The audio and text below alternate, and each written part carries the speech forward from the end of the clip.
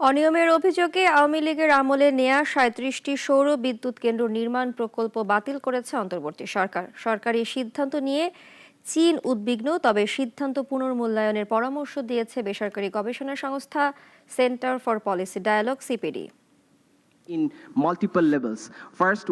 রাজনৈতিক বিবেচনা এবং অনিয়মের অভিযোগে বিগত আওয়ামী লীগ সরকারের আমলে নেয়া ৩,২৮৭ মেগাওয়াটের বেশি সক্ষমতার ৩৭টি সৌর বিদ্যুৎ কেন্দ্র নির্মাণ প্রকল্প বাতিল করে অন্তর্বর্তী সরকার।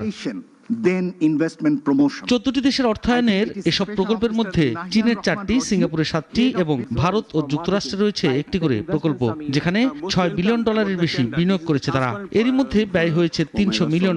এই অবস্থায় প্রকল্প বাতিল করায় রাজধানীর একটি হোটেলে সিপিডি আয়োজিত অনুষ্ঠানে সরকারি সিদ্ধান্ত নিয়ে চীন উদ্বিগ্ন বলে জানান সেই দেশের বিনিয়োগকারীরা। So advanced, so sophisticated that the investor cannot even catch up with the policy. So how can they come finally to invest here?